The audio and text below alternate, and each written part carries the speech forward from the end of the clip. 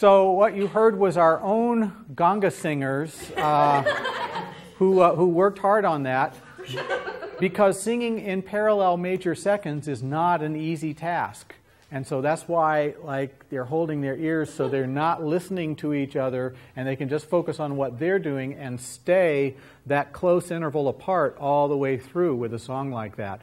When you hear the Ganga singers on your recording, you'll notice that they all start on the same pitch, and then one of them drops down to the lower pitch, and then they tend to sing in parallel seconds. So they deliberately move that distance after they've both been singing in unison for a while. But anyway, kudos to our own performers who did that. Thank you.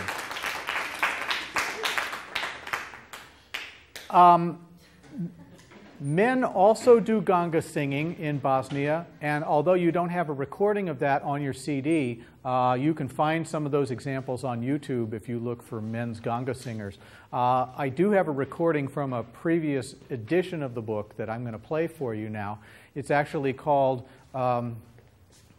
it has to do with the same topic, really, that the other one has to do with, from the other perspective. It's called What Lifts the Heart of a Rascal? What Lifts the Heart of a Rascal is the title of this, and this is an example of men's Ganga singing from Bosnia.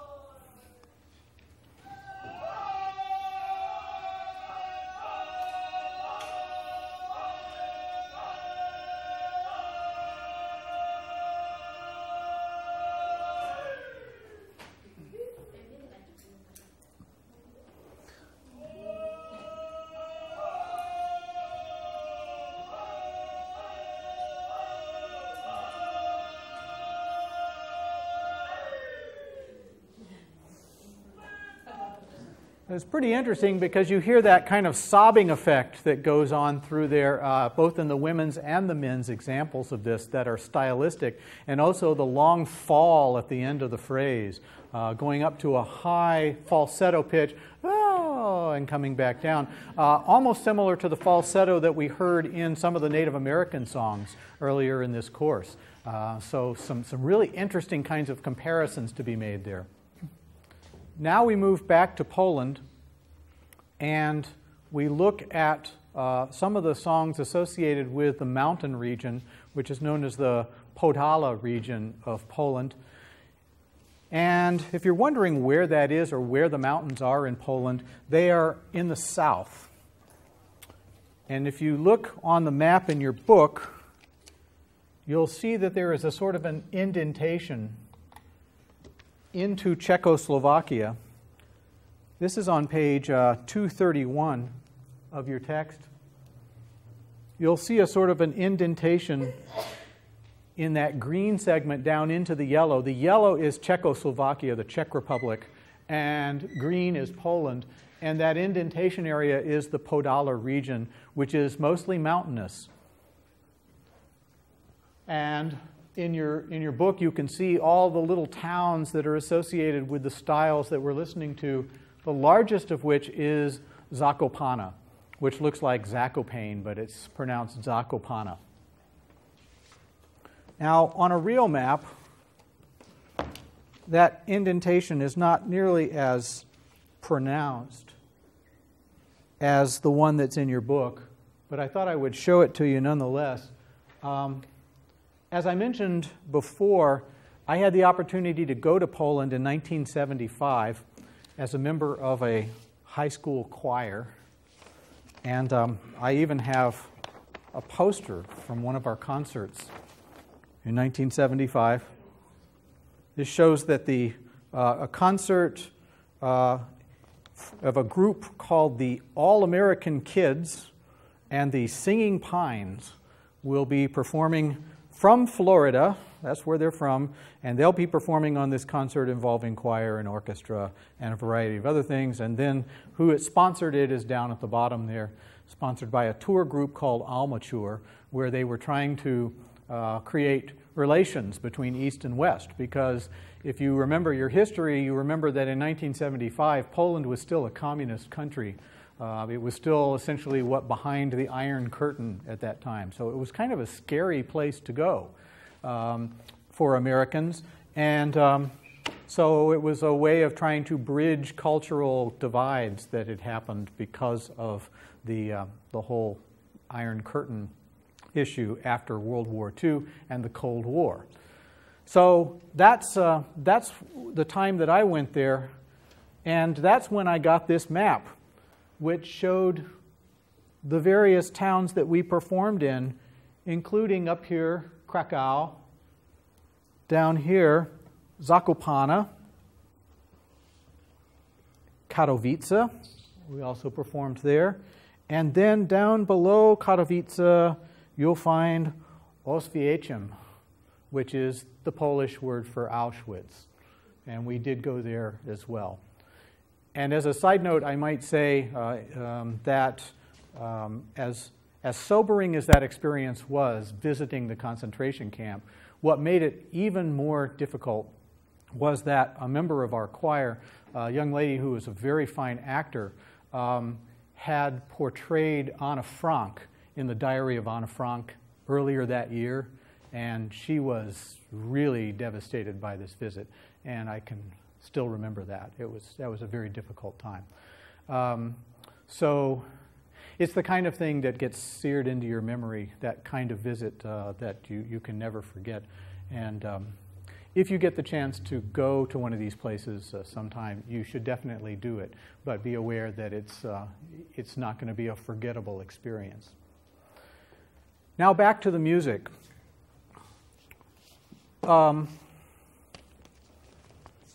In the mountain region, your text talks about the Gorala ethnic group.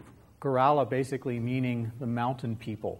And it basically tells you that there is a totally different ethnic group within Poland that lives there, because for so many years the mountains were like a barrier that people didn't want to cross.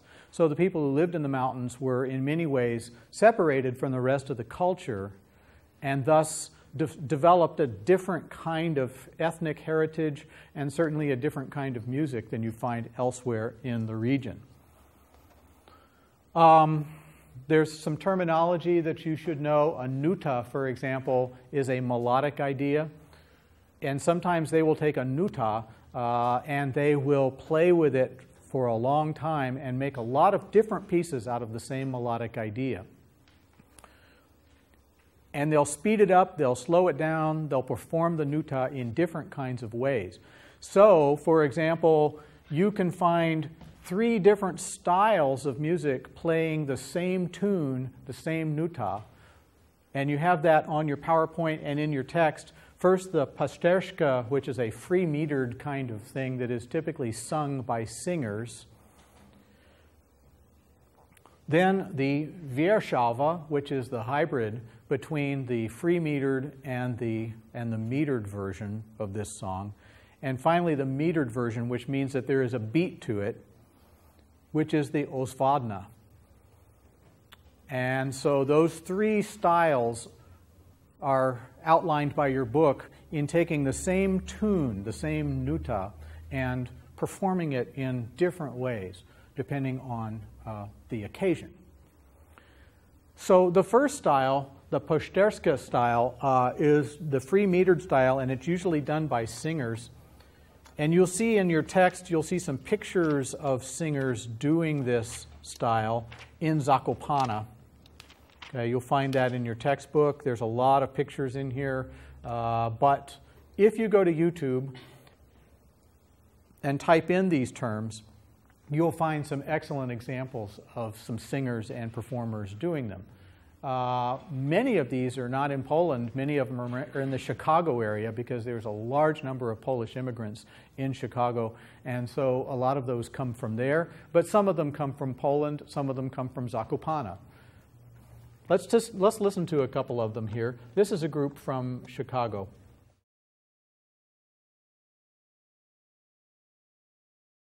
And no matter which of these groups you look at on YouTube, they've all got their hands on their hips. You can see from group to group, or from person to person, they all do the hands on hips thing, and in some cases they involve dance as well. If you go through YouTube, you can find some excellent examples of people dancing, in some cases with axes. These guys dancing and clinking axes together as they walk around in the circle as they do the Oswadna section of the piece. And so it's a very good recreational dance, traditional dance that is still done quite frequently in Poland. The examples on your CD have the same nuta being performed in all three different ways. So on your CD, for example, track 10 of your CD plays you the Pasterska version of this nuta.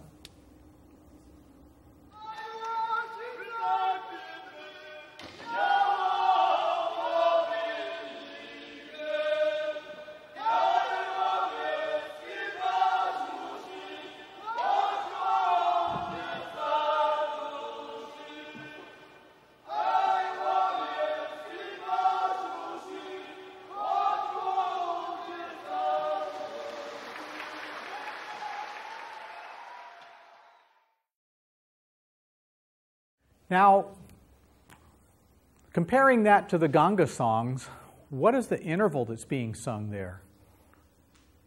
What do you think? A little more open.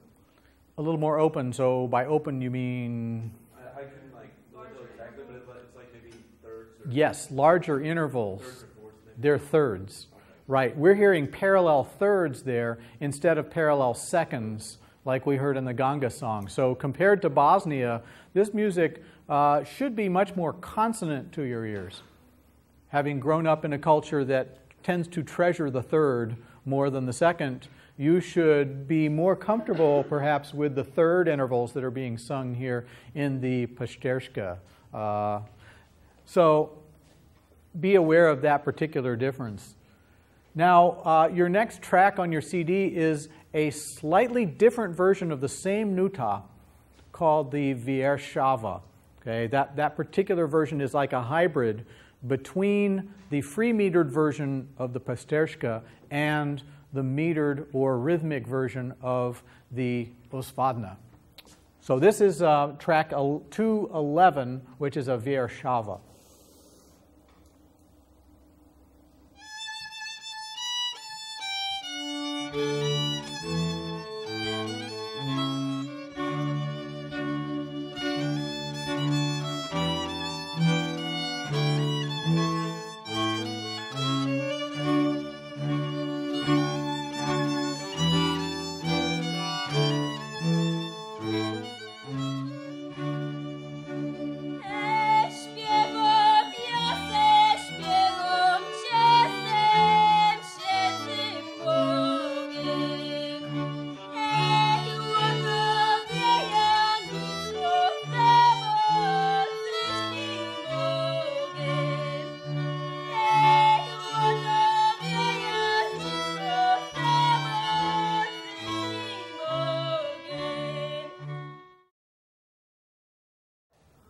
Okay, can you hear that it's the same tune?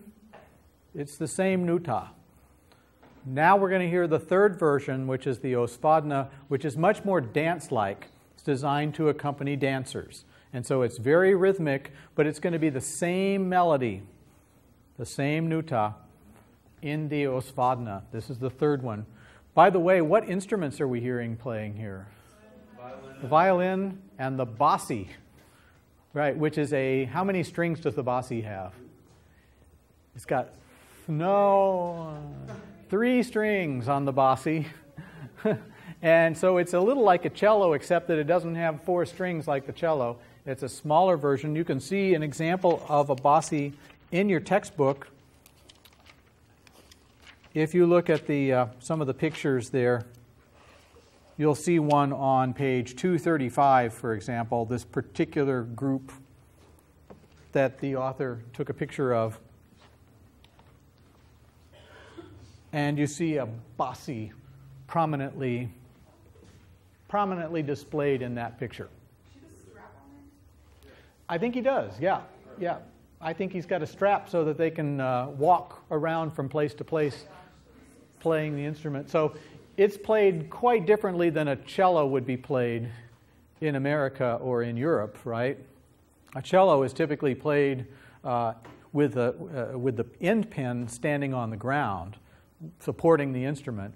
So you wouldn't walk around playing it in a diagonal fashion with a guitar strap around your shoulder, would you? With a cello. But the bassi is done that way, and thus you get the strolling string kind of effect with this picture. Let's listen to the Oswadna, designed for dancing. This is track 12.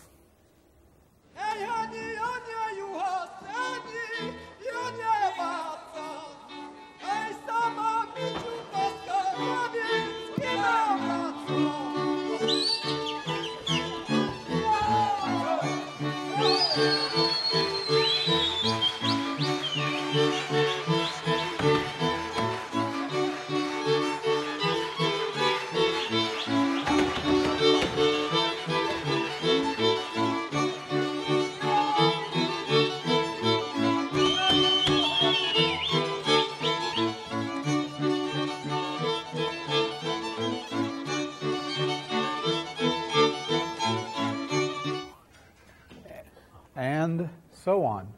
It tends to go on for a long time because the dance goes on for a long time. As does the dance suite that follows in your CD pack, the Goralski dance suite. And your book has a close listening example of this where you can follow along line by line and page by page exactly what's going on. There are 5 parts to this suite. And it goes on to all of the different parts. You can find this in your book on page 241, the 5-part suite. And what are the 5 parts for? Why are there 5 different parts? It's a suite. Right, because it's a suite. Why is it a suite? Because there's 5 parts.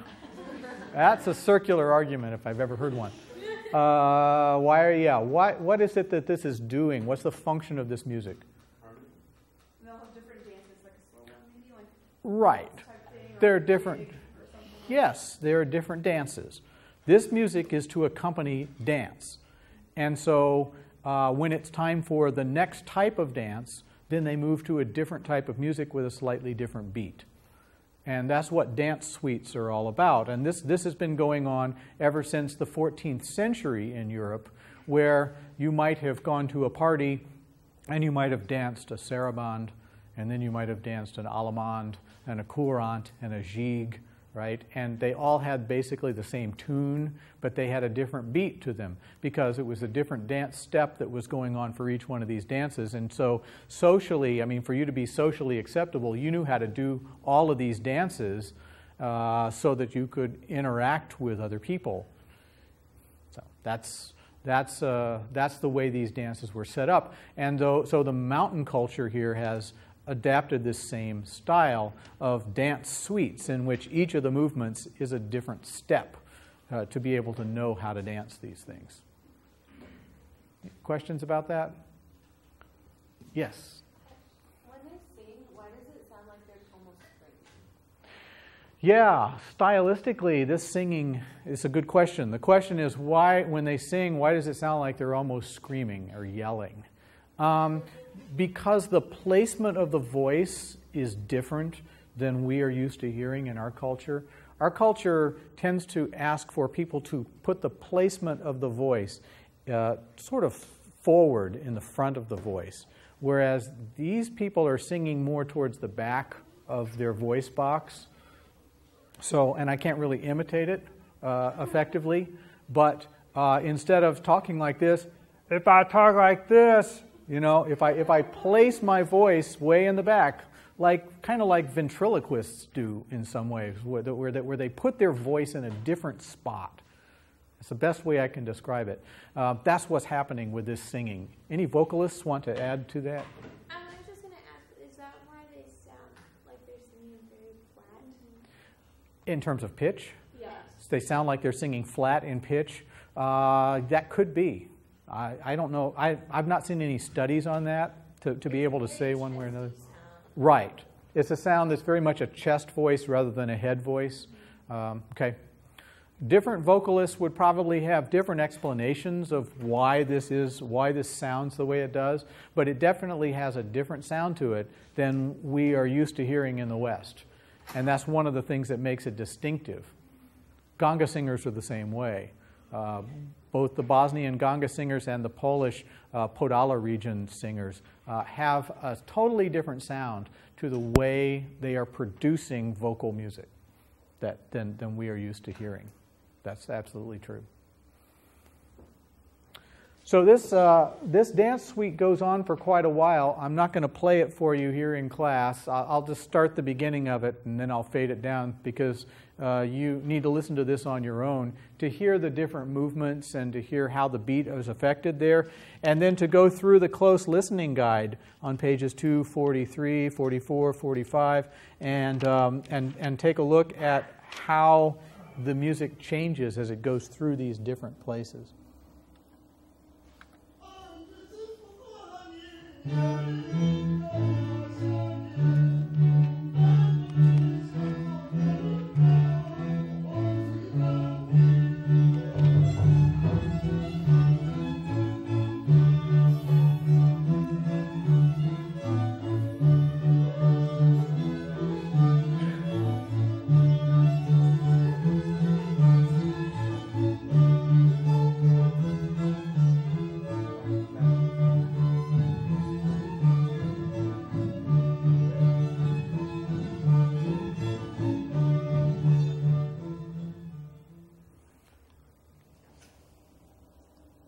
As you listen to that music, sometimes it sounds like the violin is actually playing in a different key or even a different mode than the rest of the ensemble. There's sort of a raised fourth Lydian sound to what the violin is doing in there.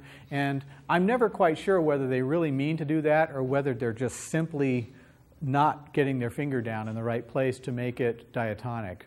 But there's sort of a raised fourth. And I hear that happen in Ozark folk music as well. And I've asked our violin teacher here, Dr. Hayes, about that and said, okay, do they really intend to be playing a Lydian raised fourth there, or is it simply, to use a crass phrase, laziness in terms of where their fingers are placed? And he said, it's generally laziness. That's his words, not mine. I can't judge because I can't play that violin well enough to do that, but you do hear that particular characteristic happening with a lot of fiddle music, and anytime a violin is used with folk music, you do hear that particular chromatic alteration. So. It almost sounds like two different songs are playing at the same time. Yeah, it does. It does, and the harmonic rhythm is very simple. I mean, there's really just 1-5-1-5-1 going on in the bossy part, and then the violin is playing some fairly complicated stuff up above. But you're right; it almost sounds like two different songs in many ways. The rest of the chapter on Central and Eastern Europe has to do with three examples of songs which are hybrids between the traditional music and Western popular music. The first of these is a reggae piece. If you've had a chance to listen to Going to the Village, track 218, you'll hear a sort of amusing example of the combination of Podhale music with reggae, and the book explains exactly how this came about. But just to play a little of it for you, I'll let you listen to the rest of it on your own. Here we have Going to the Village. Hey Johnny, where you going, man? To the village. You're going the wrong way. I'm going to check the boys at the tavern. This is the way to the village. Isn't it? That's not the way to the village.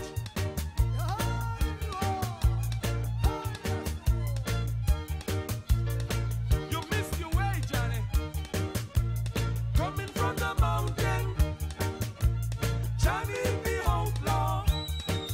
But he doesn't know his way.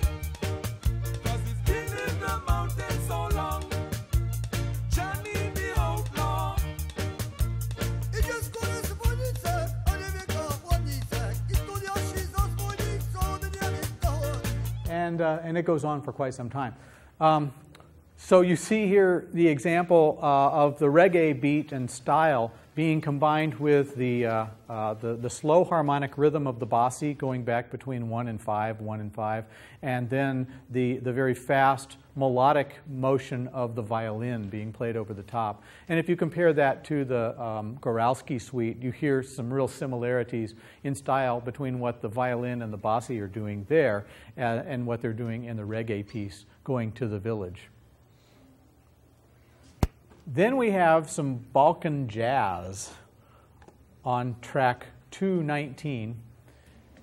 And in this case, they've taken the 2+2+3 asymmetric additive meter style that we heard in the Bulgarian music earlier, and they've added it into a jazz fusion kind of piece for a very interesting result. Check out Balkan Jazz track 219.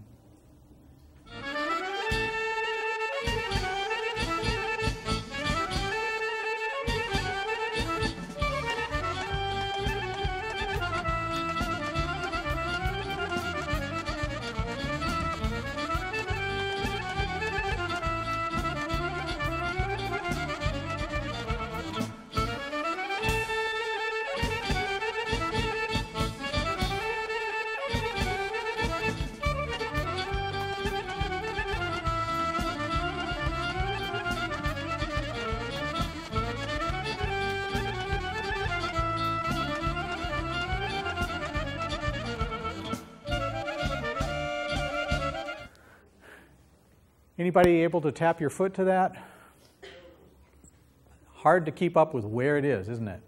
It reminds me in some ways of some of the time charts that the jazz musicians used to play quite a bit back in the 70s, some of the Hank Levy, Stan Kenton charts that had that 2+2+3 or other kinds of combinations of asymmetric meters going on. Very difficult to count, certainly not dance music. It's concert music, but an amazing style nonetheless. Taking a look at our last example in this chapter, we have some Ganga fusion, as it's described. This is track 20. It's called Zuta Baba, and it is making use of the parallel seconds. And if you look in your text, you'll find the translation of this. There's a lot of nonsense syllables, but then there's Zuta Baba, yellow grandma, dreams a little dream, ribbit, ribbit, ribbit, making frog sounds, in a puddle on a little log. A crawdad on a horse is coming. So you see the words there on page 261, Zuta Baba, example of Ganga fusion.